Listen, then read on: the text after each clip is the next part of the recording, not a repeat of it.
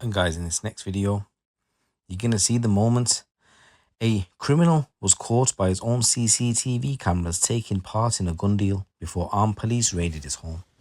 Sonny Matthews, 32, was filmed strolling casually out of his house to greet a driver in a rented Vauxhall Astra before being handed a bag in Winson Green in Birmingham.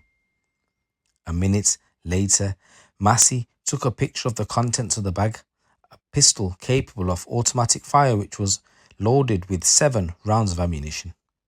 Less than an hour later, firearms officers from West Midlands Police stormed the property, with the dramatic raid being filmed by the same cameras. Massey could be seen desperately trying to throw the gun from a rear window as officers forced their way into his home. The deadly weapon was recovered still in the same bag the next morning following a search of the property by officers. Jeremiah Williams is 30. The man who handed him the gun was arrested days later. Williams and Massey went on to admit conspiracy to supply firearms after being caught out by the incriminating footage, and Massey was jailed for 5 years and 7 months, while Williams was jailed for 6 years at Birmingham Crown Court.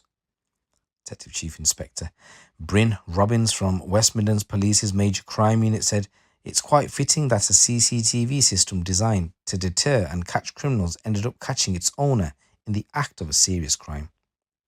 Said, "This is quite an unusual gun and extremely dangerous that is capable of firing for as long as whoever is holding it is holding down the trigger until it runs out of ammunition. We may never know how Massey planned to use the gun, but it's clearly an extremely dangerous weapon which could have caused death or serious injury. The court has recognised the seriousness of this type of weapon and reflected it in the sentencing.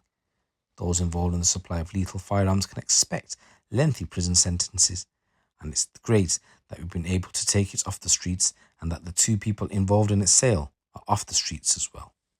So this is part of Operation Target, where West Midlands Police are working to catch serious and organised criminals around the West Midlands.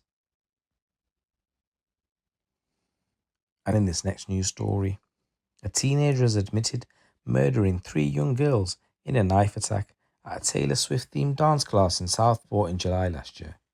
Axel Rudakabana, who's 18, from Lancashire, appeared at Liverpool Crown Court on what was due to be the first day of his trial. He refused to stand or confirm his name, but then pleaded guilty to the murders of the 3 young girls. He also admitted 10 counts of attempted murder and possession of a kitchen knife over the attack in the Merseyside town on the 29th of July. 8 other children aged between 7 and 13 were injured in the mass stabbing at the Heart Space, along with the yoga instructor and a businessman. Rubakabana was 17 years old at the time, and he further pleaded guilty charges to a host of other things. The judge, Mr. Justice Goose, said he would sentence the teenager on Thursday, telling him, "You will understand it's inevitable. The sentence to be imposed upon you will mean a life sentence. But he is not expected to hand a whole life order, a sentence meaning he would never be released because of his age at the time." Judges can only impose a term on criminals who were aged 21 and over at the time of the offence, but it can be considered for those aged 18 to 20 in exceptional circumstances. Not guilty pleas had previously been entered on Rubakabana's behalf to all 16 charges after he refused to speak in court at previous hearings. He remained seated in the dock as he changed his pleas to guilty, while none of his victims' family members were in court, as a trial had been expected to open tomorrow. Wearing a tracksuit and a surgical mask, he showed no emotion as he was taken down the cell, surrounded by 4 dock officers and an intermediary. The Southport attack sparked a wave of violence across the country as riots broke out after posts spread online that claimed the suspect was a 17-year-old asylum seeker who had come to the country on a boat. After the guilty plea today, Deputy Chief Crown Prosecutor Ursula Doyle said this was an unspeakable act, one that has left an enduring mark on our community and the nation for its savagery and its selflessness.